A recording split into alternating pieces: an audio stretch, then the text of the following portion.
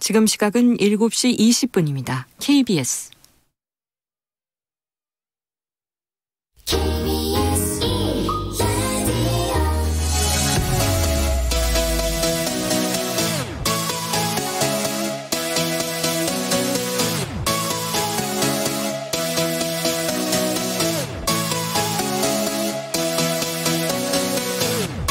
KBS 열린 토론.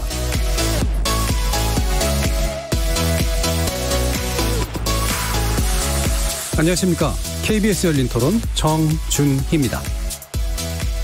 최근 추미애 법무부 장관이 검찰 쪽에 감찰 가능성까지 시사를 하면서 검찰과 법무부 간의 갈등의 골이 더 이렇게 심해지고 있긴 하지만 법무부에서 이제 검찰 조직에 대한 견제를 제대로 해야 그동안 무소불위의 권력을 가지고 행하던 것들을 내려놓고 정의와 사명감으로 본연의 자세로 돌아갈 수 있을 거라고 생각을 합니다. 일단은 법무부 장관으로서의 어떤 그 처신이 좀 적절치 못한 부분이 있다. 내각의 한 구성원이잖아요. 그러면 거기에 맞는 자기가 처신을 했어야 되는데 네 편 내 편 가르듯이 하는 것은 국민으로 하여금 이렇게 약간 불안하게 바라보는 시각이 존재하는 것 같아요. 검찰총장이나 이런 사람들도 잘못할 수도 있고 잘할 수도 있는데 그렇게는 대응하는 게 옳지 않다. 부정부패가 너무 많았고 위에서 솔직히 이렇게 덮어버리면 모르는 거잖아요. 그러니까 투명하게 드러났으면 좋겠다라는 거죠. 그러니까 당연히 개혁을 하면 좀 낫지 않을까 싶은 생각이 들어요. 검찰에서 뭐 환영하는 거 아니잖아요. 일단 자기들 밥그릇인데 법무부 장관 혈안 대로 다 할 것도 아닐 거고 갈등은 당연히 될 것 같고 근데 일단 칼은 뽑았으니까 뭔가 좀 하긴 할 것 같아요. 개혁은 해야 된다고 생각을 해요. 검찰이 너무 무소불위한 권력을 갖고 있으니까 적당한 견제가 좀 있어야 할 것 같아요.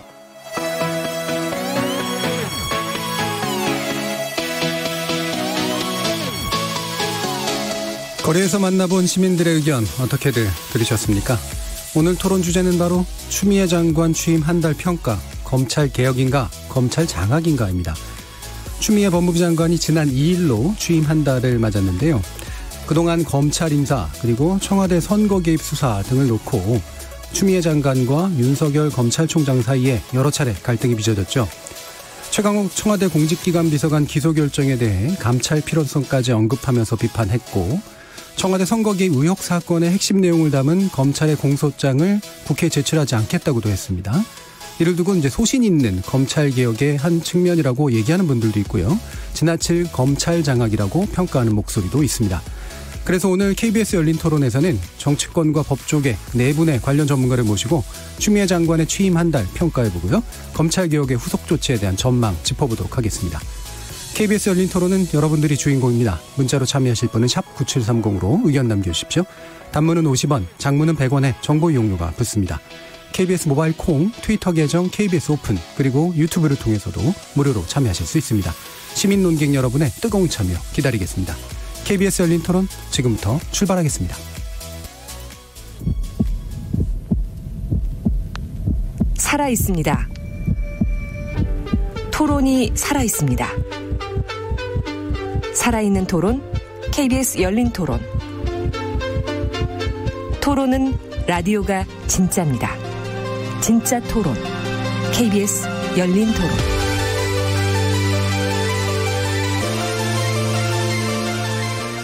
자, 그럼 오늘 함께할 네 분의 논객 소개해드리겠습니다. 먼저 국회 법사위 소속이시죠? 더불어민주당의 이재정 의원 나오셨습니다. 네, 반갑습니다. 이재정입니다. 자, 그리고 수원지방검찰청의 부장검사 출신이시고요. 자유한국당의 김용남 전 의원 나오셨습니다. 네, 안녕하세요. 김용남입니다. 자, 그리고 전 의정부지방검찰청 고양지청장이셨고요. 이건태 변호사 함께 하셨습니다. 예, 안녕하십니까. 이건태입니다. 자, 그리고 인천지방검찰청의 또 부장검사 출신이신 이중재 변호사 함께 하셨습니다. 예, 안녕하세요. 이중재 변호사입니다. 자, 이렇게 네 분과 함께 추미애 법무부 장관의 취임 한 달 시점에서의 평가를 좀 해보도록 하겠습니다. 그래서 일단은 여는 토론으로 간단하게 총평을 짧게 한 1분 남짓 정도 이제 들어볼 텐데요. 일단 검찰 인사 문제, 직제 개편 문제 등에 포함된 내용입니다. 먼저 이재명 의원께. 예, 추미애 장관 법무부 장관 후보자로 내정됐을 때 다들 의아했죠. 4선 의원, 5선 의원이시죠. 의원이 갈 자리인가에 대해서 얘기하기도 했고 또 어떤 분들은 기대를 많이 했습니다. 그런 정치력이 바탕이 돼야지 할 수 있는 일이다. 라고 할 만큼 검찰개혁은 여러 정권을 거쳐오면서도 어려웠던 일입니다. 아까 시민들의 여러 의견 경청했는데요. 네 편, 내 편 이야기할 때는 특정 편의 입장에 대해서 보지 않는 방법이 있습니다. 역사와 맥락 안에서 대상화시키는 방법인데요.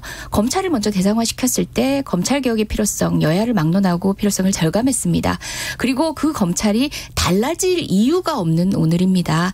지금의 거센 반격의 목소리가 온당한지 아닌지를 개별 사건을 통해서 보는 것들이 아니라 전체 역사적 맥락 가운데서 본다면 검찰은 노무현 대통령에게 몇 학번이냐고 물었던 그때 당시에 검찰에서 하나도 달라진 것 없는 검찰인 거죠. 그 과정에서 인사라든지 여러 국면의 법무부 장관, 추미애 법무부 장관의 어떤 여러 행보들이 일반인들에게는 낯섭니다. 정말 라인으로 줄 세우던 그런 인사와는 달라진 여러 가지 측면들이 낯설지만 가야 될 길이라는 생각이고요. 묵묵히 하는 그 구력의 정치인의 뚝심이 많은 응원을 받고 있다고 저는 보고 있습니다. 예, 좀 긴 시각에서 이제 바라봐야 된다라는 그런 말씀이셨고요. 김용남 의원님. 추미애 장관 취임 한 달. 한마디로 끔찍합니다. 사실은 이건 법무부가 아니고 무법부를 지나서 불법부라고 부르는 게 오히려 타당해 보입니다.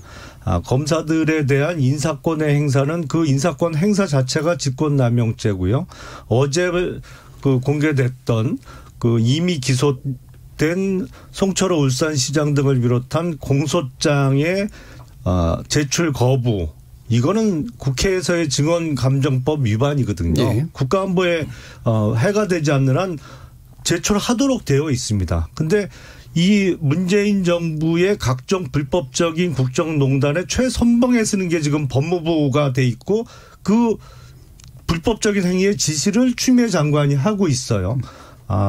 물론 세월이 지나면 법률적인 단죄가 이루어지겠습니다만 법무부가 어쩌다 이렇게 망가졌는가 정말 자괴감이 듭니다. 예, 상당 부분 불법적인 행동이라고 일단 확실히 네. 이야기를 하셨습니다. 자, 그러면 이건태 변호사님은 어떻게 생각하시나요? 추미애 장관 지금 취임하고 한 달 정도 지났는데 저는 100점 만점에 200점 정도 예. 드리고 싶습니다. 아주 잘하시고 있다고 생각합니다.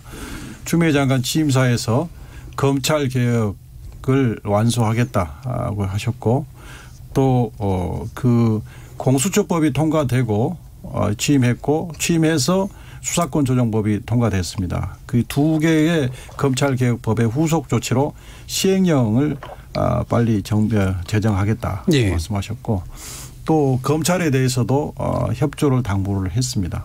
또 검찰 문화를 개선해야겠다. 그리고 법무부를 탈검찰에서 법무부의 이상을 재정립하겠다. 이런 목표를 제시를 했습니다.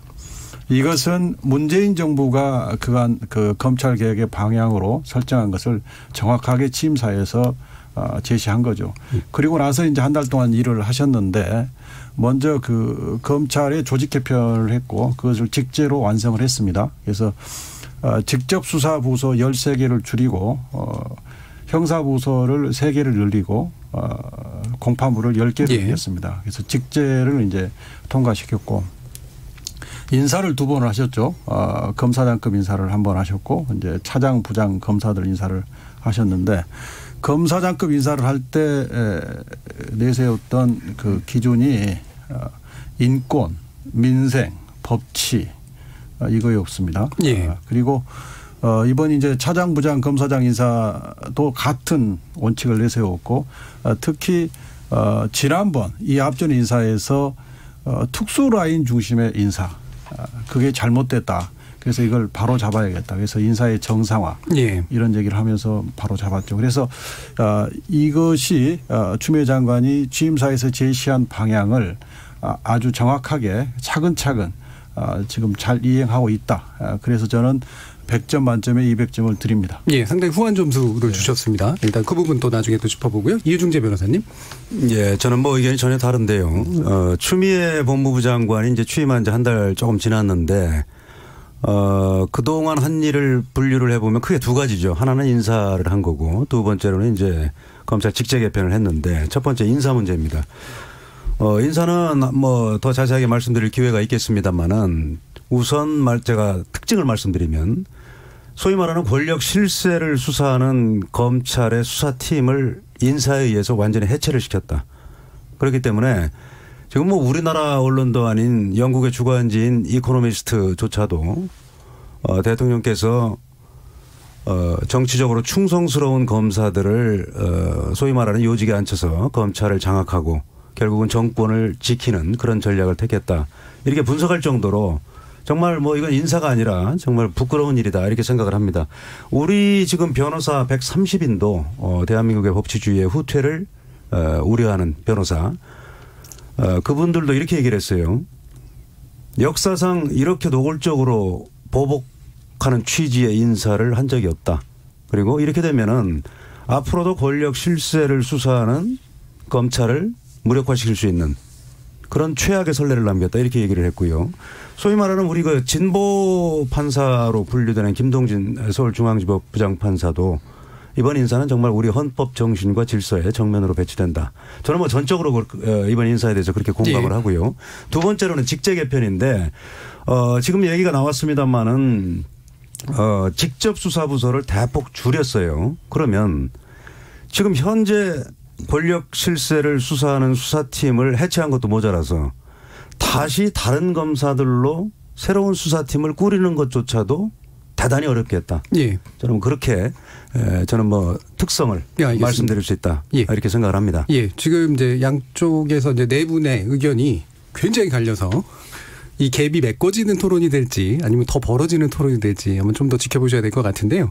일단 구체적인 쟁점으로 들어가겠습니다. 인사 문제를 먼저 또 얘기를 해 주셨기 때문에 아까 이제 김영남 의원께서 이건 명백한 직권남용이고 불법적인 행동이다라고 했고 자유한국당의 지금 입장도 이제 그런 상태잖아요. 그렇습니다. 그 부분 더 자세히 얘기해 주시죠. 일단 그 불법성의 절차적인 측면에서 불법성이 명백하죠. 검찰청법에 의하면 법무부 장관은 인사제청을 하기 전에 검찰총장의 의견을 듣도록 되어 있습니다. 근데 그건 단순히 그냥 물리적으로 어떤 소리를 귀에다가 닿게 하라는 그 의미가 아니거든요. 그러니까 명백하게 검찰총장의 의중을 반영해서 최대한 검사 인사를 할 때는 총장의 의견을 그 인사 안에 반영하라는 취지로 그렇게 되어 있는 것이죠. 그럼에도 불구하고 처음부터 검찰총장의 의견을 반영할 생각이 없었어요. 그 전에 이제 관례적으로 법무부의 인사 초안을 마련해서 이걸 이제 총장한테 보여주고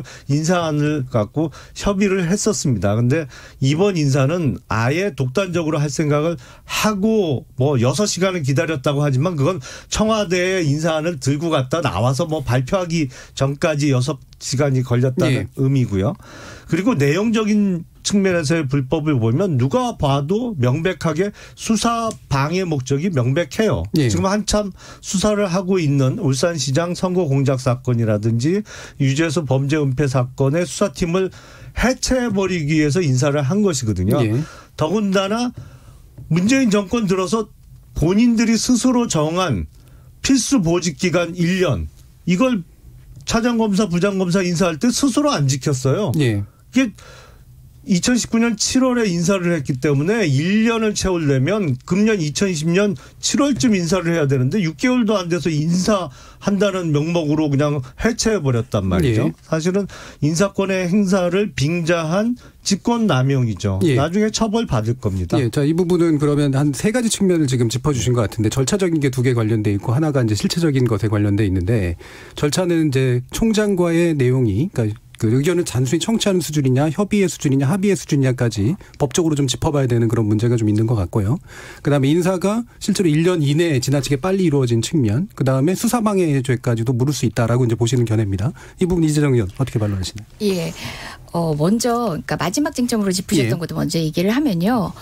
국민 여러분을 오도하게 만들어서는 안 됩니다. 호도해서는 안 됩니다. 명백하게 일선 수사 책임자들 그리고 수사하고 있는 일선의 검사들은 그대로 유임이 됐습니다.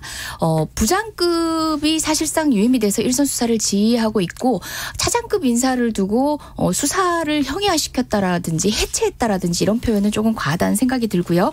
앞선 절차와 관련된 인사 절차와 관련된 내용으로 돌아가 보면요.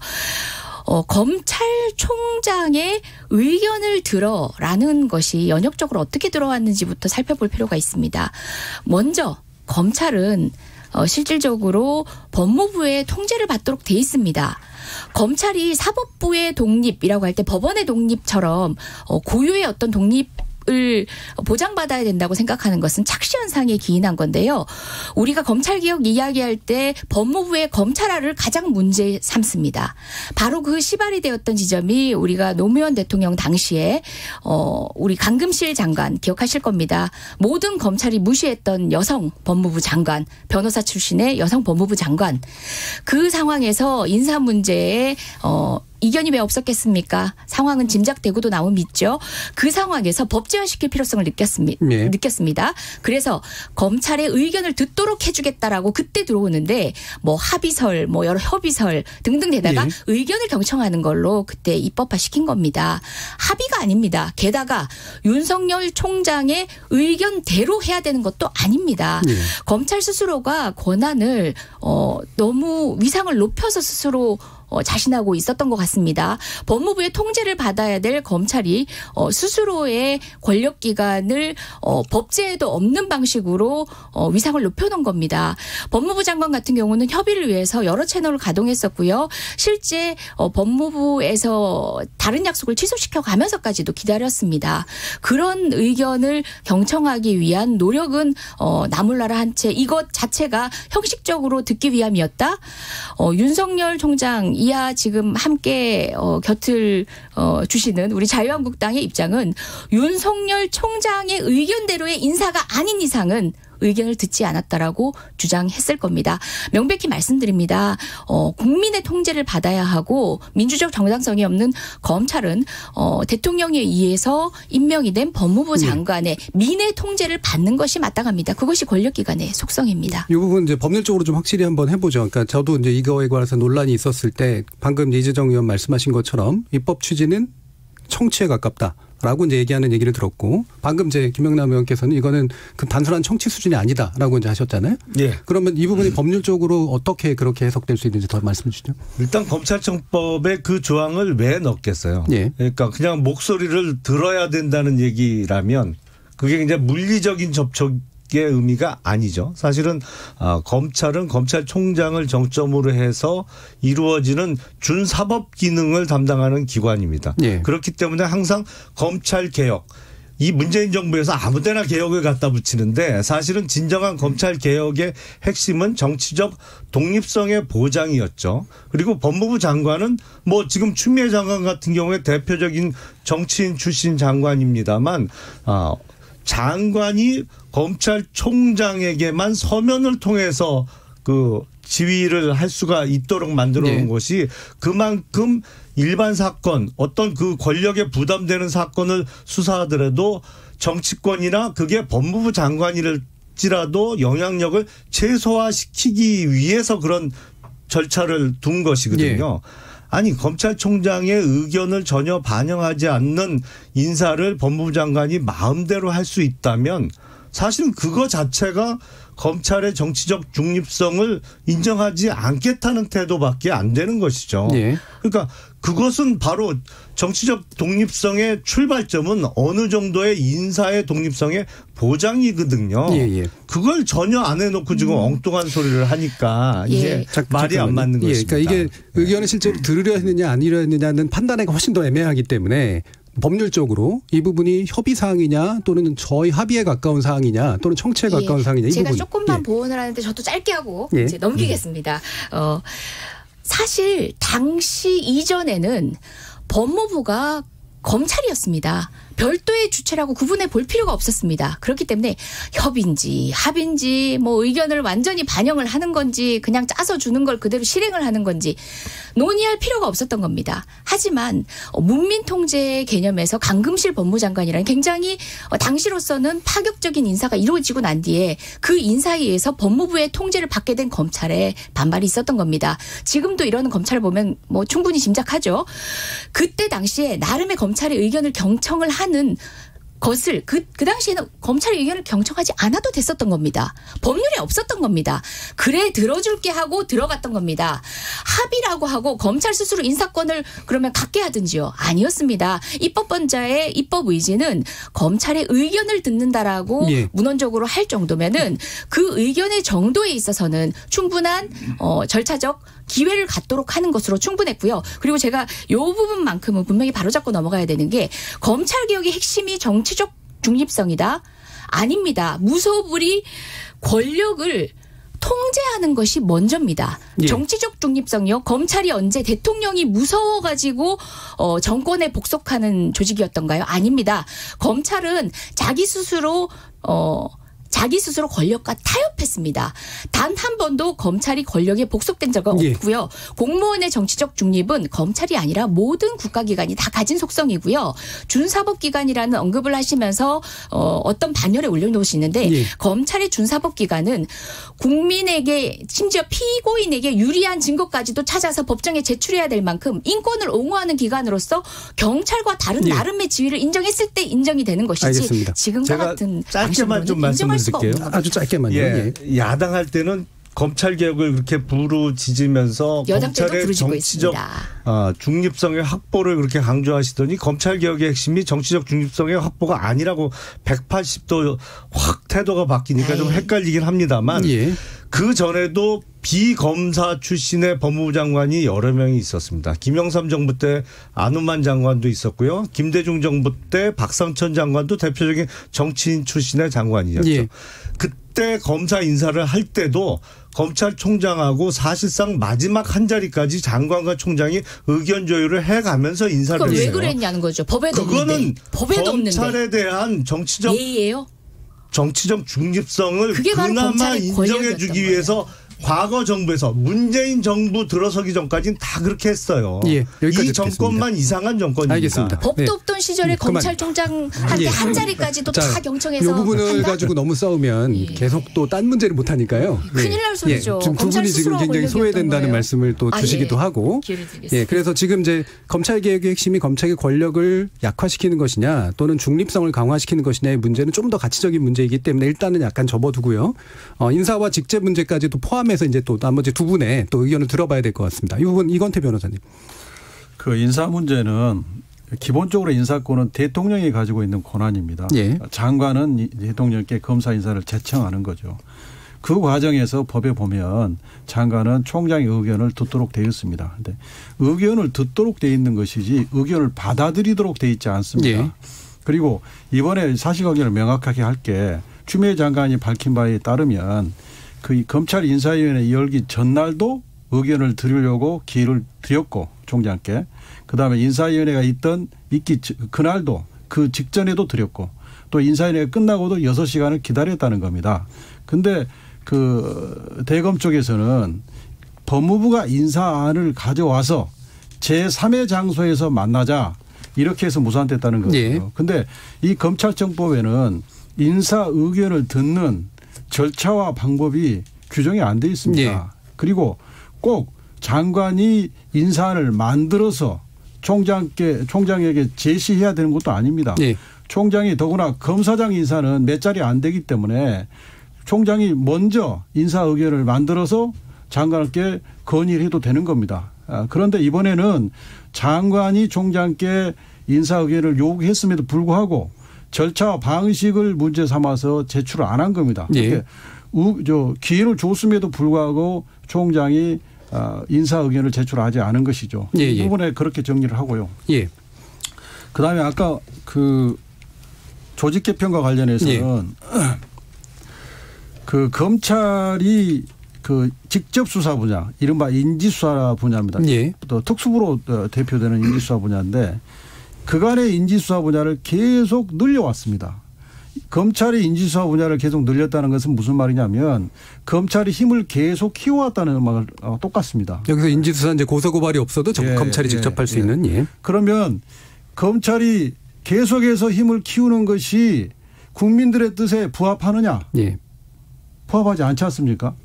검찰이 힘이 너무 세다고 말씀하시는 게 국민들의 뜻이 않습니까? 그래서 국민들의 뜻에 부합하지 않는 겁니다. 인지부사를 계속 늘리는 예. 것은. 그래서 줄여야 되는 것이 맞고 두 번째는 직접 수사를 하면 검찰이라고 하는 것은 기본적으로 기소관입니다.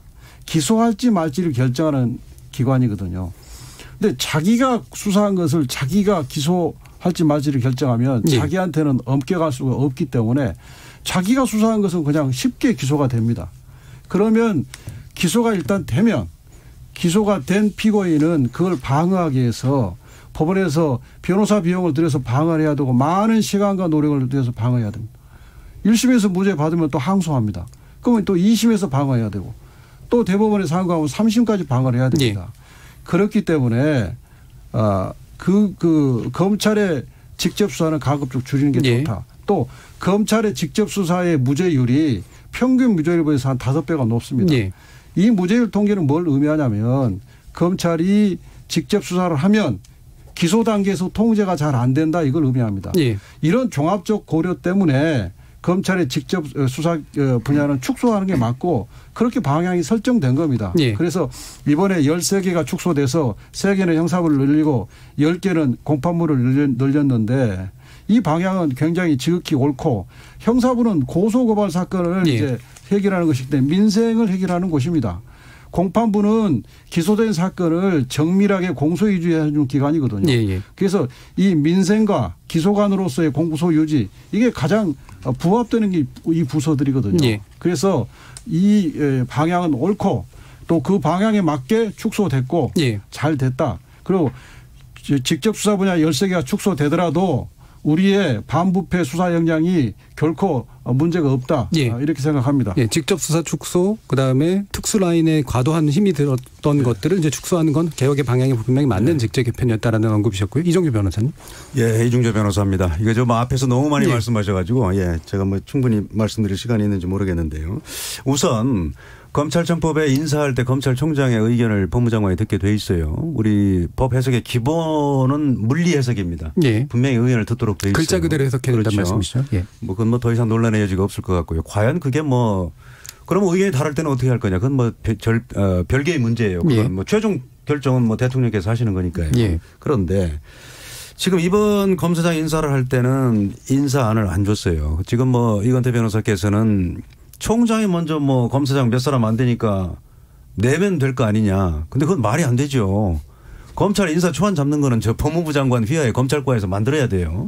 그러면 인사안도 주지 않은 상태에서 총장 보고 무슨 의견을 내라는 겁니까? 총장이 그럼 인사를 처음부터 해서 자 이런 안으로 해 주세요 하고 할 수는 없는 거 아니에요. 그렇기 때문에 그거는 저 총장이 먼저 내야 된다는 건 좀 불합리한 주장이고요. 그러니까 방금 말씀은 사실은 결정은 결국 대통령의 인사권이다라는 부분은 인정을 하시는 그런데 부분이고. 그것도 제가 말씀드리겠습니다만 지금 정부에서는 보통 내 권한이다 이런 말씀들을 많이 하시더라고요. 예. 그런데 그거는 정당하게 권한을 행사하는 걸 당연히 전제로 하는 겁니다. 의견은 제대로 안 들었기 때문에 국민들의 뜻에 따라서 정당한 인사를 해야죠. 지금 제가 말씀드리는 건 뭐냐면 아니 본인들에 대한 수사를 하니까 수사팀을 해체시키는 인사를 하는 게 그게 어떻게 권한입니까? 그건 정당한 권한이 아니죠. 예. 우리 헌법 1조 2항에 모든 대한민국의 주권은 국민에게 있고 모든 권력은 국민으로부터 나온다고 돼 있잖아요. 그거에 맞춰서 권한을 행사해야 되는 거예요. 정당하게. 그리고 제3의 장소에서 검찰총장이 뭐 인사안을 좀 가지고 만나자고 했다는 걸 무슨 그게 뭐 총장이 자기 뭐 우리 흔히 하는 얘기대로 위상을 너무 높은 걸로 뭐 착각하는 거 아니냐 뭐 이런 말씀을 하시는데 그거는요. 지금 정부 이전에도 법무장관과 검찰총장이 두 사람 다 검찰 출신인 경우가 대부분이었어요. 예. 그때도 장관이 더 선배일 경우에도 후배 총장을 제3의 장소에서 만났어요. 그게 왜 그러냐면 전임 김경환 법무장관께서 한번 인터뷰를 한 걸 보니까 그분은 뭐 인사에 굉장히 전문성을 가진 검사 생활의 거의 반을 뭐 법무부에서만 근무하신 분인데 이런 말씀이에요. 왜 제3의 장소에서 만나냐면 인사 시기를 앞두고 총장이 장관실에 가면은 이거 인사 나는구나. 그렇기 때문에 인사 보안 문제가 네. 훼손될 우려가 있다. 그렇기 때문에 제3의 장소에서 만난다는 거예요. 그렇기 때문에 그게 뭐 생뚱맞게 지금 윤석열 검찰총장이 뭐 우리 자기 주제도 모르고 자기 위상도 모르고 건방지게 요구하는 그런 게 전혀 아니에요. 예. 그동안 해왔던 겁니다. 예. 직제 개편 문제로 얘기해 주시죠. 그렇습니다. 그다음에 직제 개편. 왜 하필이면 지금이냐고요. 소위 말하는 전 정권에 대한 적폐 수사할 때 윤석열 중앙지검장 시절에 국감에서 그런 얘기했죠. 지금 후배 검사들이 피로감을 느끼는데 사건이 자꾸 온다. 적당히 해야 되는데 자꾸만 준다는 취지로 저는 해석이 돼요. 그리고 문무일 검찰총장 취임하고 그런 얘기했죠. 연말까지 적폐 수사 마무리하겠다. 그랬더니 지금 청와대 그다음에 더불어민주당 여당 난리가 났잖아요. 무슨 총장이 저런 얘기를 하냐고. 계속 하라고 했어요. 계속. 예. 그 직접 수사 아니에요? 그러다가 갑자기 이번에 여권 실세들에 대한 수사를 하니까 안 되겠다. 이거 무슨 직접 수사를 하냐. 이거는 검찰 개혁에 반하는 행동이다. 그럼 직제 개편의 방향은 괜찮으나 시기가 문제라고 보시는 건가요? 시기에 의심을 받을 만한 소지가 너무나 많다. 저는 그렇게 생각하고요. 그다음에 검찰의 직접 수사를 축소하는 건 저는 기본 방향은 맞다고 봐요. 예. 왜냐하면 자기가 수사를 하면 자기가 하는 수사는 괜히 커 보이고 중요해 보이고 그러다 보면은 실수를 할 수 있어요. 그런데 직접 수사를 축소하면서 법률 전문가인 검사는 수사 지휘권을 유지를 해야 되는데 예. 법률적으로 부족한 게 뭔지 증거가 뭐가 필요한지 이런 게 수사 지휘예요.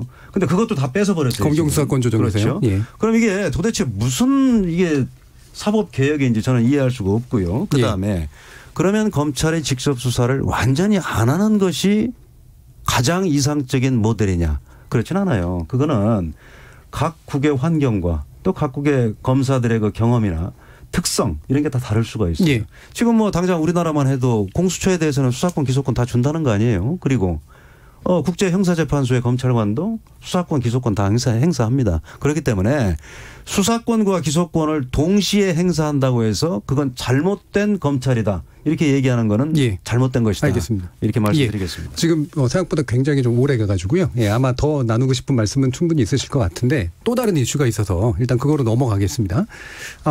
최강욱 청와대 공직기강 비서관에 대한 이제 기소 고요. 지금 이제 불구속 기소하는 형태로 갔는데 여러 가지 논란들이 있었죠. 근데 이 부분에 대해서 또 이제 추미애 장관 같은 경우에는 이제 감찰 카드가 이제 언급된 이제 그런 상태인데요. 요거에 대한 또 평가도 한번 들어봐야 될 것 같습니다. 이 부분 이건태 변호사님 먼저 의견 듣겠습니다.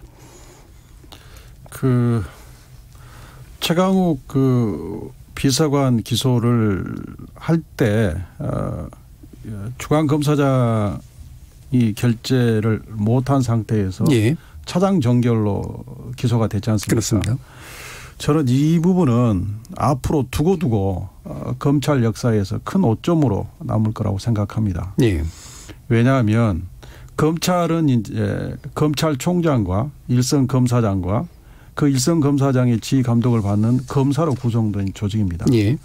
그런데 이번 사안은 일선 검사장의 그 지휘 감독권을 완전히 형해화해버렸죠. 이 사안을 지금 중앙검사장을 제외한 다른 일선 지휘관인 검사장과 지청장들은 이걸 어떻게 보겠습니까? 그러면 이것을 좀 논리적으로 확대하면 검찰총장이 검사장을 패스하고 차장과 직거래하고 검사장은 또 차장을 패스하고 부장과 직거래하고 차장은 부장을 패스하고 검사하고 직거래하지 말라는 법이 어디 있습니까? 그래서 이것은 꼭 법률의 문제가 아니라 검찰의 조직 문화와 관련해서 이건 대단히 큰 앞으로 검찰 역사에서 큰 오점으로 기록될 거다. 그럼 관련해서 이거 한꺼번에 제가 질문드릴게요. 그러니까 이성윤 지검장의 어떤 직권에 관련된 문제를 또 얘기하셨기 때문에 추미애 장관에게 이제 직보한 이제 케이스가 있었잖아요. 그럼 이 부분은 함께 섞어서 봤을 때 두 가지도 같은 맥락에서 봐야 되는 건가요? 그 이성윤 검사장은 이제 부임해서 검사장이 보통 부임을 하면 현안 사건을 보고를 받습니다. 그리고 현안 사건을 보고를 받았는데 본인이 이제 법리적으로나 증거적으로나 또 수사 절차 면에서 잘 납득이 안 되면 때로는 기록을 다 갖다가 한번 본인이 보려고 하는 수도 있습니다.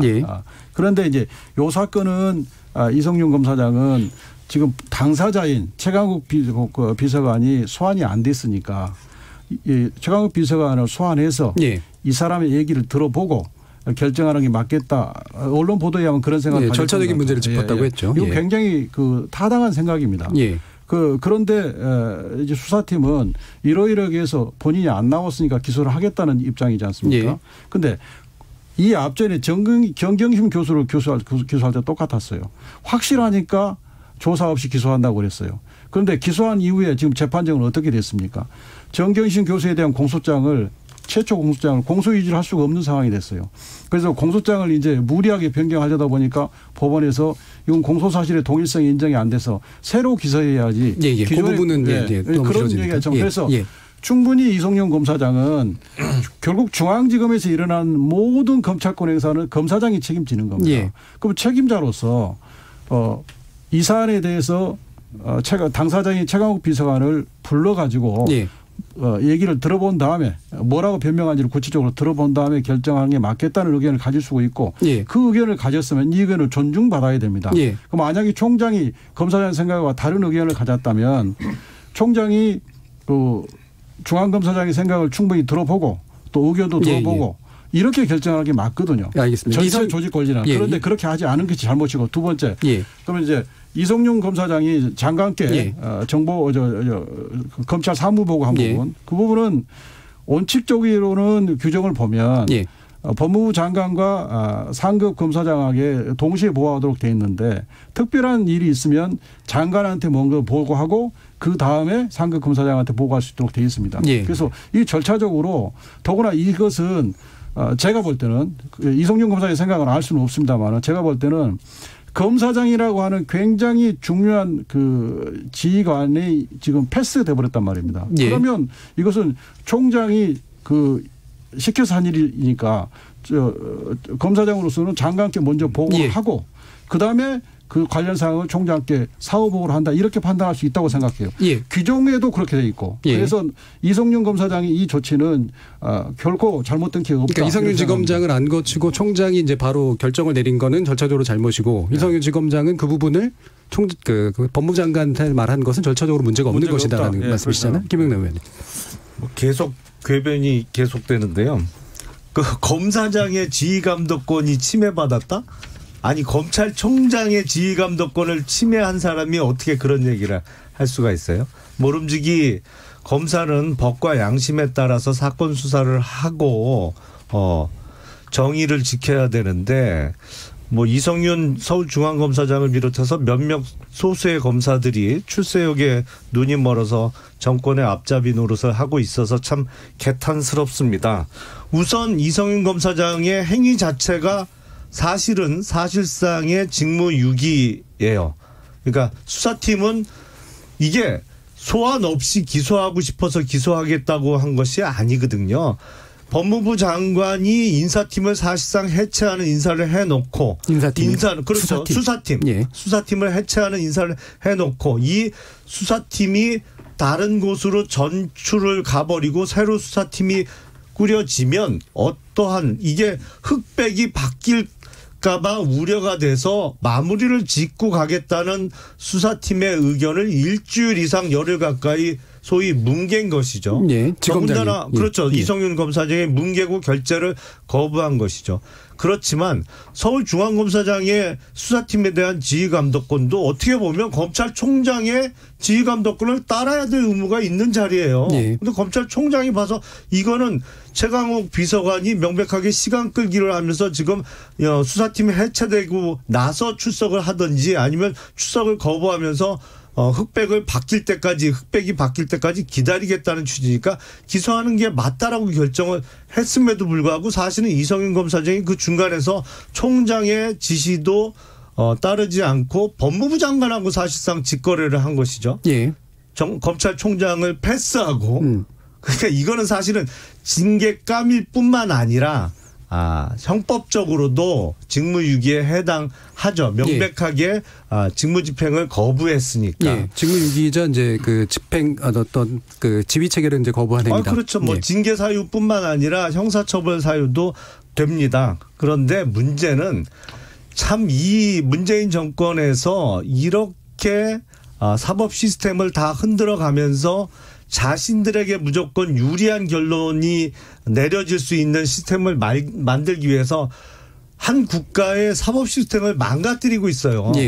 이건 나중에 분명히 단죄를 받아야 됩니다. 알겠습니다. 이준규 변호사님 혹시 보완한 말씀 있으면 먼저 저는 들어보죠. 지금 정권에 출범하면서 대통령께서 나라다운 나라를 만들겠다.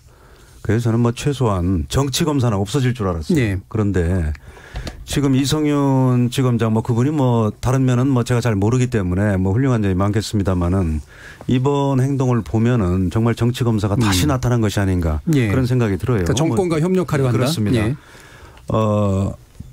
소위 말하는 중앙지검의 차장이야 부하 검사들이 수사한 결과를 보고를 했을 때 검사장으로서는 내가 아직 사건을 잘 모르겠다 이렇게 얘기할 수는 있어요. 그런데 지금 보도된 거에 의하면은 이성윤 검사장은 보고를 하러 가니까 결재를 올리니까 수사팀은 부속실에 대기시켜 놓고 1시간 동안 한밤중에 어디하고 통화를 했다.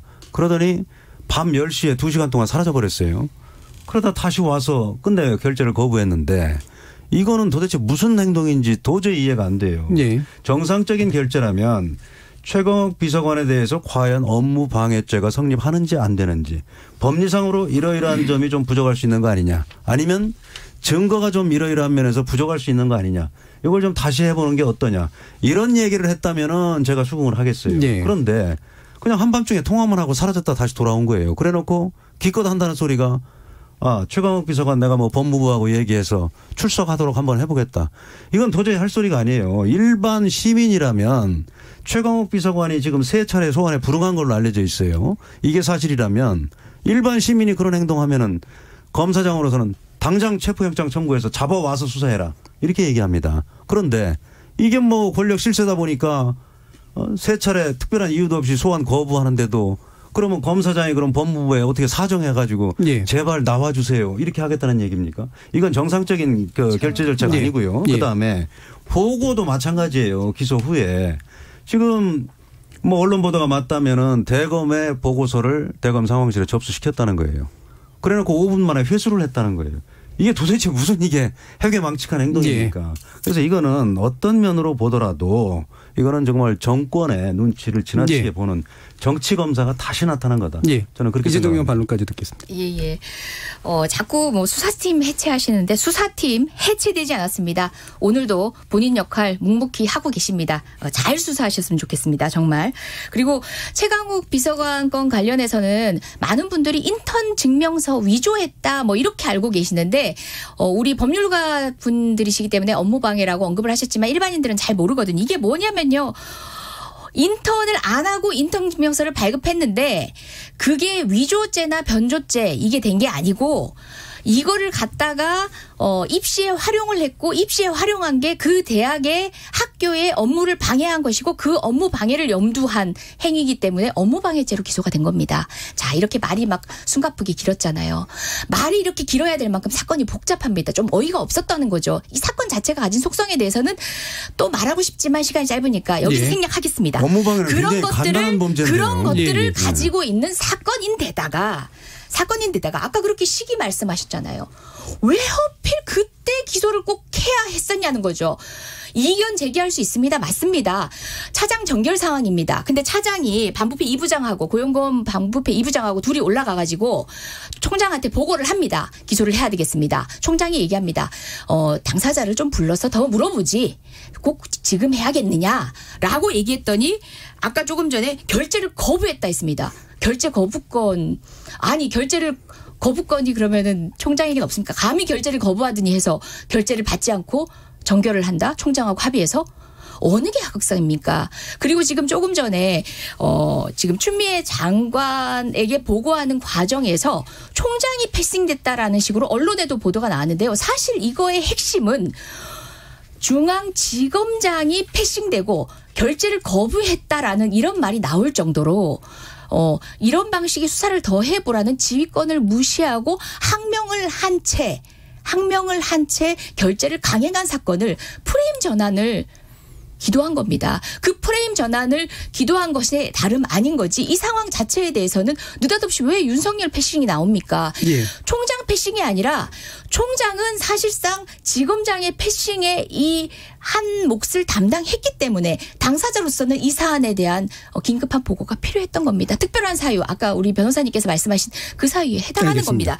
저는 전체적으로 이 사안 자체가 가진 비중, 정말 인턴을 어떤 방식으로 수행했는지에 대해서 정말 아침 9 to 10 또는 뭐 9 to 9, 9 to 6 해가지고 해야지만 인턴을 수행한 것인지 다양한 방식으로 실행될 수 있는 인턴에 대해서 인턴을 하지 않았는데 인턴 증명서를 발급했다라고 지금 현직 민정 비서관을 이와 같은 방식으로 수사를 하고 왜 이 시기에 내가 인사발령 받았으니까 꼭 오늘 밤에 해야겠다라는 그 저희가 의심스럽습니다. 알겠습니다. 일단 아마 더 하고 싶은 말씀 많으실 텐데요. 바로 중간에 이제 청취자 의견 듣고 넘어가서 바로 이제 변호사님께 더 추가 의견 드리도록 하겠습니다. 일단 굉장히 뜨겁게 지금 견해 차이가 지금 나타나고 있어서요. 이 부분을 아주 깊게 들어갈 수 있을지까지는 모르겠습니다만 기타 쟁점까지 결합해서 후반부에 좀 더 자세히 논의해 보도록 하겠습니다. 여러분께서는 KBS 열린 토론과 함께하고 계십니다. 토론이 진행되는 동안 청취자들 의견 보내주신 거 한번 들어보고 가겠습니다. 정의진 문자 캐스터. 네, 지금까지 청취자 여러분이 보내주신 문자들 소개합니다. 먼저 콩 아이디 0317님, 윤석열 총장께서 수사로 보복하면 깡패라고 했습니다. 지금 검찰 행태를 보면 드러내놓고 수사 보복하고 있습니다. 검찰개혁 확실하게 더 박차를 가해야 합니다 해주셨고요. 콩 아이디 2015님, 수사를 하고 있는 수사관 보직 이동도 검찰개혁입니까? 묻고 싶습니다. 유튜브 청취자 강민님, 살아있는 권력을 조사하는 건 국민으로서 언제나 환영할 만한 일입니다. 콩 아이디 0013님, 검찰이 덮은 자신들 비리는 어떻게 설명하실 건가요? 검찰이 정도를 걷는 수사를 했다면 국민들은 비난 대신 박수를 쳤을 겁니다. 콩 아이디 1400님, 냉정히 생각해보면 일반 회사에서도 보고서를 엉망으로 쓰면 당연히 질책하고 이게 반복이 되면 인사조치가 됩니다. 검찰이 한 사건에 대해 공소장을 다 틀리게 썼는데 인사조치는 당연하다고 생각합니다. 이걸 보복성 인사조치라고 할 수 있을까요? 추미애 장관은 아주 잘하고 있다고 생각합니다. 콩 아이디 이다두님, 예전에 그래왔으니 지금도 그래야 한다는 생각은 검찰개혁을 무력화하려는 의도로밖에 볼 수 없습니다.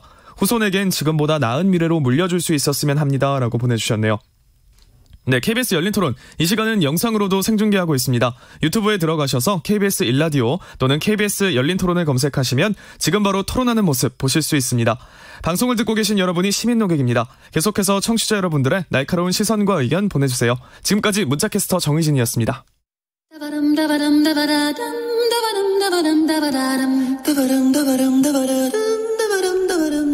여러분은 지금 청취자와 함께 만들어가는 고품격 시사방송 KBS 열린 토론을 듣고 계십니다.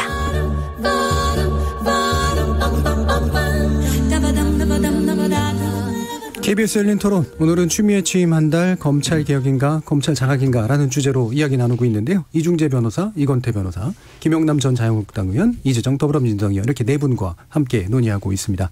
아마 굉장히 또 이제 반박하고 싶으신 말씀도 되게 많으실 것 같긴 합니다만 미진한 부분이라고 생각되신 부분은 짧게만 언급하시고 그다음에 뒤에 부분으로 넘어가겠습니다. 이중재 변호사님. 예, 이중재 변호사입니다. 그 최강욱 비서관의 혐의는 굉장히 간단한 거예요. 조국 전 장관의 아들이 최강욱 비서관이 근무하던 그 변호사 사무실에서 실제 인턴 활동을 했느냐 안 했느냐 그겁니다.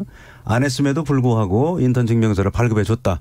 이게 이제 검찰의 시각이거든요. 예. 그래서 기소를 했는데 이거 간단한 사안이에요. 검사장이 그렇게 뭐 결재하는데 오래 걸릴 사안도 아니고 그다음에 최강욱 비서관도 본인이 억울하면은 나가서 해명하면 돼요. 근거 자료를 가지고. 근데 세 차례나 소환에 불응했잖아요.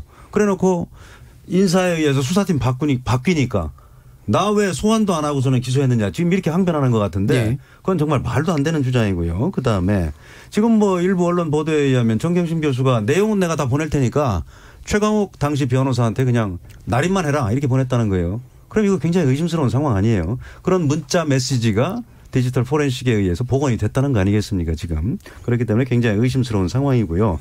그다음에 자꾸 뭐 최강욱 비서관 기소 이거에 대해서 3차장이 전결로 해서 기소를 했다. 이걸 뭐 감찰한다고 하는데요. 저는 이거 감찰하면은 오히려 이성윤 지검장 사건이 훨씬 커진다고 생각을 합니다. 저는 뭐 3차장 감찰할 사안 아니라고 보고요. 더욱이 이성윤 지검장 한밤중에 누구하고 통화했고 2시간 동안 사라져서 누구하고 도대체 무엇을 했는지 이거야말로 정말 감찰을 해야 된다고 생각을 합니다. 예, 알겠습니다. 변호사님. 이제 이 사건이 이제 이 최강욱 비서관 사건이 결국 조국 전 장관의 입시비리 관련된 거지 않습니까? 근데 조국 전 장관 입시비리 사건은 조국 전 장관을 동부지검에서 감찰 무마 의혹 사건을 영장 청구하면서 영장 범죄 사실에 넣지 못했습니다. 보통 한 사람에 대해서 동시에 두 개청에 수사하면 이런 사안 같은 경우는 영장을 청구하게 되면 중앙지검의 사건 범죄 사실을 합쳐가지고 영장 청구하는 게 맞거든요. 그런데 영장을 청구하면서 중앙지검에 있는 사건을 범죄 사실을 같이 합쳐서 청구를 안 했어요. 이거 굉장히 특이한 경우입니다. 그럼 왜 그렇게 했을까? 저는 그것은 조국 전 장관에 대한 입시 비리 또 사모펀드 비리 관련해서 이 범죄 사실에 대해서 법원의 판단을 받기가 부담스러웠다 이렇게 판단을 합니다.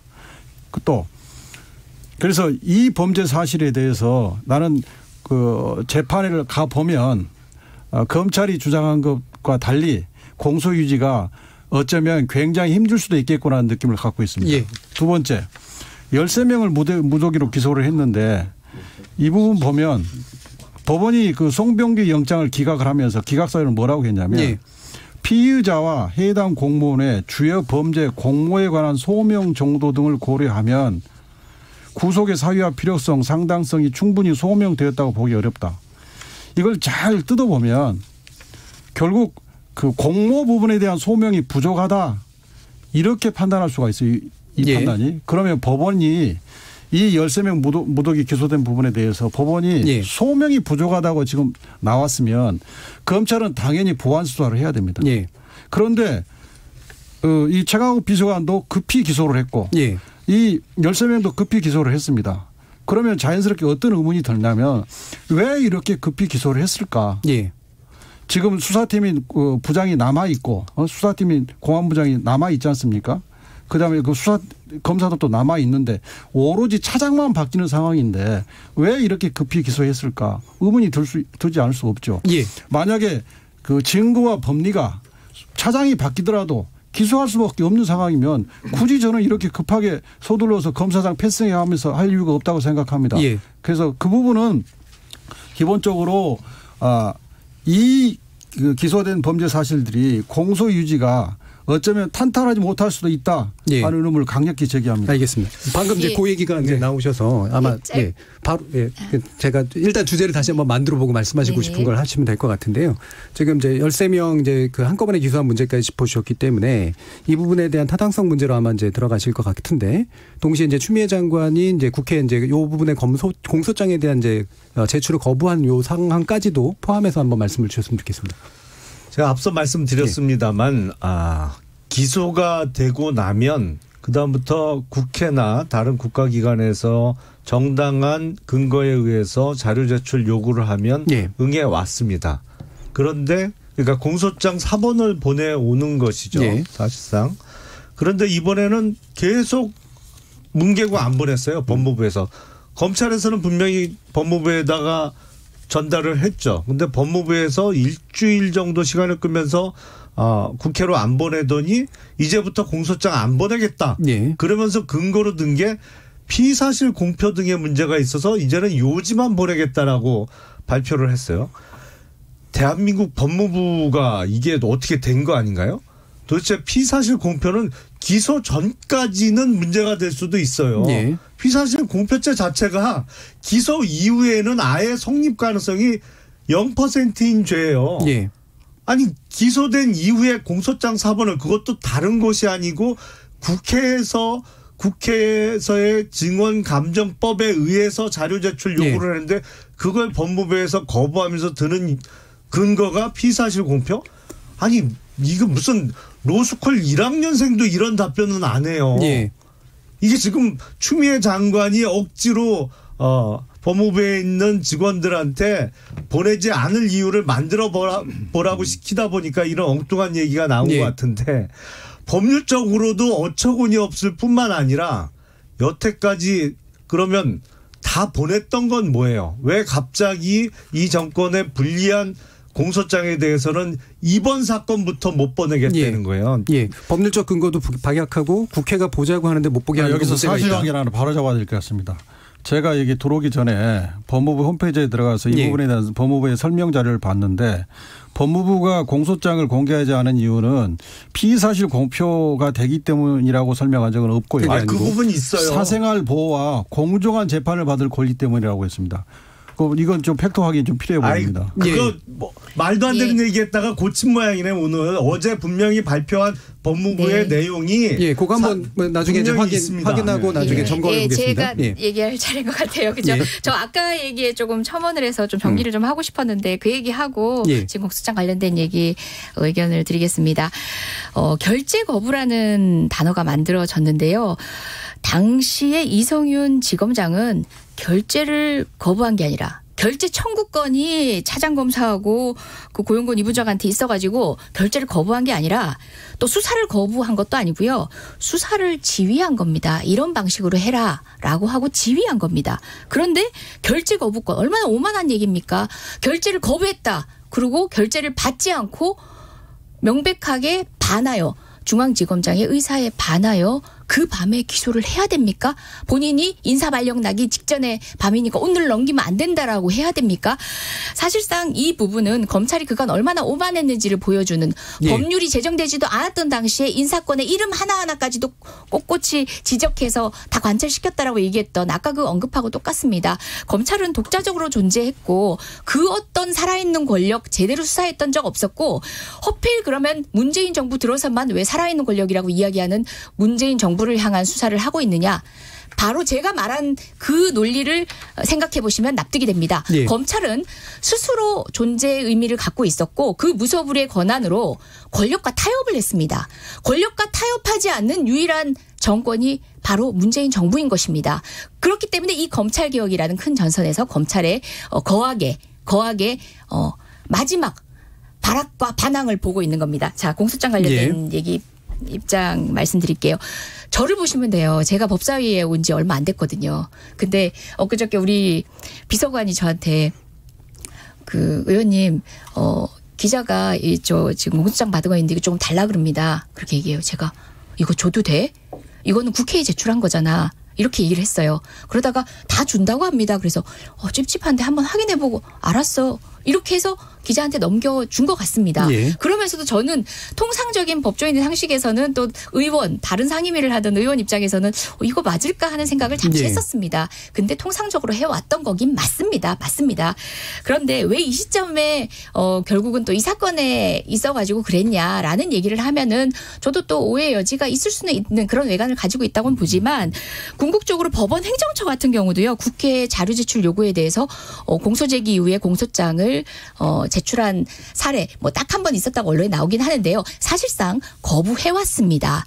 그 측면이 뭐냐면은 국회에만 제출되는 거, 국회의 권위를 무시하지 않고 국회에만 제출된다면 상관없는데 의정활동에 반영되는 게 아니라 기자에게 사실상 공개되는 것과 똑같기 때문에 그렇다. 이런 판단을 했다는 거거든요. 국회에 가는 순간 대중에게 공개된다 이런 말씀이시죠? 저 역시도 법사위 보임하자마자 바로 며칠 전에 일입니다. 이거 기자한테 줘도 되나 말아야 되나 하는 만큼 그리고 논란의 소지가 있어 왔지만 관행적으로 해왔던 점 그 지점에 대한 점검이 필요한 시점이라는 걸 다시 한번 말씀드리겠습니다. 언론에 공개하는 것을 국민의 알 권리라고 합니다. 네네. 그 부분은 그 부분은 또 제가 논의하면 얘기할 게 많기 때문에 접점이 필요하겠죠. 접점이. 제가 이제 다시 쟁점 정리해서 바로 이제 이중재 변호사님께 넘길 텐데요. 지금 일단 한번 확인하고 가면 이중재 변호사 일단 설명 자료 나온 거로는 이제 피의 사실 공표에 관련된 것이 근거로 나오진 않은 건 맞는데 말씀처럼 혹시 변경된 건지는 확인해 봐야 될 것 같습니다. 이중재 변호사. 이중재 변호사인데요. 지금 이게 두 가지 같아요. 보면은 왜 뭐 결재 거부라는 것 자체가 오만한 거 아니냐. 지금 우리 이재정 의원께서 죄송합니다만 검사 생활을 하신 분은 아니기 때문에 그러니까 할 수 있는 얘기죠. 그러니까 할 수 있는 얘기입니다. 국민 입장에서. 우리 이제 다른 저까지 포함해서 우리 세 명은 지금 검사 생활을 한 사람들인데 저희가 이제 젊은 시절에 젊은 검사실에 그런 생각을 참 많이 했어요. 젊은 검사들도 결재자가 결재를 지연시키는 이유를 다 알아요. 딱 들어보면은 이게 좀 부당하게 지연시키는 거구나. 그렇기 때문에 이게 무슨 오만해서 그런 게 아니고 결재자가 결재 한 두세 번 지연시키면은 사건 흐지부지 되는 경우가 다반사예요. 그걸 결재 안 받고 그러면 다 했어요? 많이 했어요. 그게 수사지휘권 안에 범주에 들어간다는 게 이재정 의원의 말씀이신데 그건 어떻게 생각하세요? 아니 수사지휘권도 아까 말씀드리지만 정당한 지휘를 해야죠. 정당성의 문제다. 이거 지금 도저히 납득할 수 없는 사유로 자꾸 결재를 지연시키면은 이거 우리 사건 뭉갠다고 하는 거거든요. 이거 사건 없어져요 나중에. 그런 경우를 우리는 검사 생활 한 분들은 다 알 겁니다. 그래서 그거를 우리가 지적하는 거고 오죽하면은 서울지검 중앙지검의 3차장 검사가 그냥 검사장 결재 안 하는 상태에서 기소를 했겠어요. 도저히 검사장이 얘기하는 게 납득이 안 되니까. 예. 근데 공소장 문제도 한 거고요. 그다음에 잠깐만요. 제가 의사진행 발언이 있는데 잠깐만요. 최소한 말씀은 하시더라도 다음에 말씀을 하셔야죠. 당신은 검사를 안 해봤으니까 잘 모를 건데 이런 표현들은 지양합시다. 지양합시다. 그래서 그다음에 언짢네요. 그다음에 이제 무슨 뭐 사생활 보호 또 인권 보호를 위해서 기소가 된 후라도 이걸 뭐 전면적으로 공개하는 거는 바람직하지 않을 수 있다. 예. 저는 그 부분은 동의합니다. 그런 취지라면. 예. 그런데 문제가 되는 게 뭐냐면 아니 왜 이 정권에서는 꼭 다른 편 수사할 때는 이런 인권의식이 없다가 우리 편 수사하면 꼭 인권의식이 발동이 돼요. 그거를 지적을 하는 겁니다. 앞으로는 동일하게 적용하면 괜찮다고 그럼요. 제가 하나 이거 확인만 해드릴게요. 제가 갖고 있는 자료가 아까 우리 김영남 전 의원님이 문제 제기하신 바로 그 지점인 것 같은데요. 설명자로 말씀하시는 거죠? 설명자로 있습니다. 보면 뭐라고 돼 있냐면은 또한 공소사실 전문에 적시된 다수의 사건 관계인들에 대하여 그 공개가 엄격히 금지된 피의사실 공표와 명예훼손 및 사생활 침해에 해당될 여지가 크다는 점 이렇게 돼 있습니다. 피의사실 공표라는 말이 있는데요. 그 앞에 다수의 사건 관계인 다시 이야기해서 이 공소장에 의해서 기소되는 피고인을 이야기하는 게 아니라 현재 수사 중에 있는 관련자들의 피의사실 공표에 해당할 수도 있다는 취지의 얘기이기 때문에 김용남 전 의원님께서 얘기했던 부분이 마땅한 비판이 아니라는 점 그게 제가 말이 안 말씀드립니다. 되는 것이요. 예. 지금까지도 국회의 공소장 사본을 잠깐만요. 뭐 법조인 아니 잠깐만 말 끊지 마세요. 오디오 말씀하지 마시고. 예. 자 지금까지도 국회 공소장 사본을 제출하면서 관련자 이름은 다 땡땡땡으로 익명 처리를 하고 보냈습니다. 그렇기 때문에 피의사실 공표 문제가 없었어요. 그리고 여태까지 다 그렇게 해왔어요. 방금 이중재 변호사님이 말씀하신 대로 지금까지 다 그렇게 해오다가 왜 갑자기 이 울산시장 선거 공작 사건 공소장과 관련해서는 갑자기 그런 문제가 없던 문제가 시기 생겼냐고요. 문제는 동일한데 이중재 변호사님은 앞으로 방향은 그렇게 계속 가는 건 괜찮다라고 보셨어요. 글쎄 일관적으로 하는 건 상관없어요. 그래서 저는 지금 이 정부에서 기회가 있을 때마다 국민의 알 권리를 제한하고 국민에게 숨기고 은폐하고 알려주지 않으려고 온갖 무슨 법무부 훈령도 바꿔버리고 갑자기 지침도 바꿔버리고 계속 이런 식으로 국민들에게 감추고 있는데 국민의 알 권리라는 측면에서 과연 그게 합당하냐. 그리고 더군다나 국회에 제출하는 자료를 이제부터 제출 못하겠다. 지금 공소장이 지금 70페이지가 넘는데 법무부에서 제출한 공소장 요지는 4페이지짜리예요. 거기다가 수사의 결과물인 공소장에서 정권에 부담될 내용은 다 빠뜨리고 일부러 고의로 생략하고 요약본을 제출했다는 거 아닙니까? 그러니까 방향에 대해서도 동의하지 못하시는 부분이 있는 것 같으세요? 이건 자, 이중재 변호사님이 아까 그 수사 관행을 말씀하시면서 결재자가 결재를 하지 않고 하루 이틀 보내면 그걸 수사를 뭉개려고 하는 거라 취지에 말씀하셨는데 그렇지 않습니다. 저도 차장 때 예컨대 아까 세 부분은 동일할 것 같은데 아닌 것 같네요. 이제 이런 경우가 있었어요. 인사를 나서 내일 인사를 출발하는 검사 또는 뭐 모레 출발할 검사가 두 건 사건 기록을 가져와요. 차장님 결재해 주십시오. 그럼 바쁜데 그 기록을 다 어떻게 봅니까? 근데 내 차장으로서는 이게 결심이 안 서는 거예요. 그러면 설명을 들어보고 저는 그렇게 했습니다. 놔두고 가라. 후임 검사한테 검토시키겠다. 왜? 차장을 둔 이유는 또 지청장이나 검사장을 둔 이유는 많은 경험을 가진 책임자로서 책임을 지라는 거거든요. 근데 내가 납득이 안 돼서 소명을 못 하겠는데 그걸 가져왔다고 해서 소명할 수 있겠습니까? 그런 케이스는 많습니다. 그래서 일단 그건 저는 이제 제 경험을 말씀드린 것이고 그다음에 공소장 부분을 다시 이제 말씀을 드리면 과거의 검찰은 거의 언론하고 협업하다시피 했죠. 언론에 흘려서 언론에 팍 띄우면 그것을 또 동력을 삼아서 수사하고 이렇게 했습니다. 근데 그러다 보니까 잘못된 기소가 됐을 때 이미 언론에는 유죄 판결이 나버렸어요. 근데 나중에 무죄가 나더라도 그 사람은 사업도 망하고 가족도 뿔뿔이 터지고 굉장히 큰 피해를 받았죠. 자, 이번 사안도 아까 제가 말씀드렸다시피 법원이 아까 소명 부족이라는 단어가 나와 있어. 소명되었다고 보기 어렵다. 그러면 이것은 법원에서 찬찬히 재판을 해봐야 결론을 맞는지 틀린지 알 수 있는 거거든요. 그런데 검찰의 공소장은 결국 이 사안에서는 검사의 의견입니다.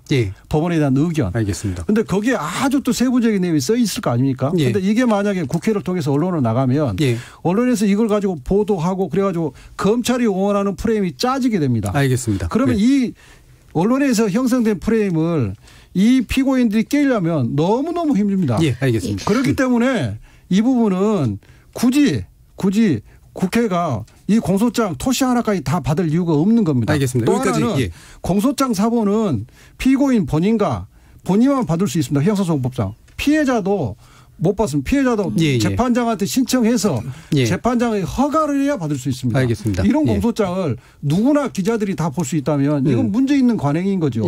알겠습니다. 그러니까 개인이 원래 받아야 될 것들이 국회에 가는 것도 제한적으로 문제가 있었다라고 보신 거고요. 자, 이제 마무리를 해야 되는 상황이 돼서 안타깝게도 시간을 제가 1분도 못 드릴 것 같네요. 법무부하고 검찰 사이의 갈등은 사실 우리 사회를 위해서는 그렇게 바람직한 건 아니잖아요. 이게 어떻게 해소돼야 될지 한 40초 정도 의견 들어보겠습니다. 김영남 의원님. 살아있는 권력에 대한 수사는 역대 정권에 다 있었습니다. 뭐 대통령의 아들들, 형들에 대한 구속 수사가 이루어졌죠. 이 문재인 정권도 3년여 동안에 여러 가지 비행을 저질러 왔습니다. 죄를 졌으면 벌을 받아야 되는 게 마땅한 이치인데 그걸 지금 거부하고 있는 것이에요. 이 문재인 정권의 오만함의 끝이 어디까지 갈지 모르겠습니다. 정말 진정한 무소불위의 권력을 행사하고 있는 것은 문재인 정권임에도 불구하고 지금 언젠가는 이 오만한 정권에 대한 철퇴가 내려질 것이라고 확신합니다. 이중재 변호사님. 이중재 변호사입니다.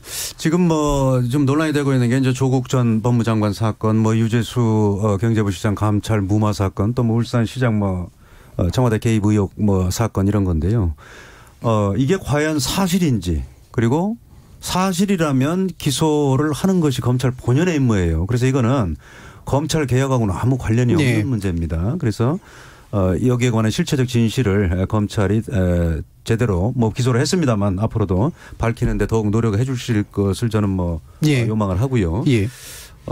그다음에 지금 자꾸 이걸 검찰 개혁의 이슈로 몰아가는 거는 그거는 정말 권력 실세에 대한 수사를 하니까 이걸 물타기 하려는 거다. 저는 그렇게 보고요. 그다음에 거기까지 들어야 될 것 같습니다. 잠깐만요. 이 과정에서 정말 검찰이 당사자들이 하지도 않은 얘기를 조서에다 막 적어놨다거나 아니면 피의 사실을 공표했다거나 그거는 검찰이 처벌받을 일이에요. 그런 부분은 당연히 검찰 개혁이 돼야 됩니다. 그러나 이 수사에 대한 수사를 하는 검찰 수사팀을 해체하고 이런 거는 정말 역사에 두고두고 오점으로 남을 것이라고 생각합니다. 정당한 개혁과 수사를 분리해서 바라보다. 이건태 보도는. 지금 호도하는 게 과거의 검찰은 법무부 장관, 검찰총장, 민정수석이 다 검사 출신이었습니다. 그래서 아닌 적이 훨씬 많았습니다. 마무리 발언 중입니다. 정권과 검찰이 서로 누이 좋고 매부 좋은 관계였습니다. 그런데 지금처럼 검찰이 정권의 실세들을 살아있는 권력을 마음대로 수사하던 때가 없었죠. 그러니까 지금 전혀 새로운 상황인 겁니다. 검찰은 검찰의 수사권을 행사를 하고 또 대신에 검찰은 민주적 통제를 받고 또 앞으로 이것도 부족하면 시민 통제도 받아야 된다고 생각합니다. 그래서 이미 이제 공수처법과 수사권 조정법이 통과됐으니까 검찰도 이제는 현실적이고 합리적인 안을 내서 검찰 개혁이 완수될 수 있도록 협조해야 된다고 생각합니다. 알겠습니다. 이재정 의원님. 대통령 탄핵의 아픈 경험들 사실상 정윤회 문건 제대로 검찰이 수사했더라면은 정권 말기에 그런 비극 없었을 겁니다. 특검을 통해서 비로소 가능했습니다. 그랬던 검찰이 왜 갑자기 의로워졌을까요? 검찰 개혁 노무현 정부에서도 실패했던 겁니다. 근데 지난 10년간 어느 시점을 계기로 검찰이 달라졌을까요? 아니요. 검찰은 달라지지 않았습니다. 지금 자유한국당이 이야기하고 있는 대통령 임기를 넘어서는 검찰총장의 권한 이야기, 검찰공화국을 더 공고히 하겠다는 있다는 이야기의 다름 아닙니다. 검찰 개혁에 대한 논의 국민의 시각에서 차분히 시작해 보시면 어떨까요? 어떤 사건으로 비화시키지 말고 정말 필요한 역사적 맥락 안에 검찰 개혁 여야 그리고 또 보수 진보 나누지 말고 그 출발점에서 이야기를 나눠보고 싶습니다. 알겠습니다. 더 많은 시간 드려야 되는데 이 정도에서 마무리해줘야 될 것 같아서 죄송하고요. 오늘 토론 함께해 주신 이재정 의원, 김영남 의원, 이건태 변호사, 이중재 변호사 네 분 모두 감사합니다. 예, 감사합니다. 네, 고맙습니다. 저는 내일 저녁 7시 10분에 다시 찾아뵙겠습니다. 지금까지 KBS 열린 토론 정준이었습니다.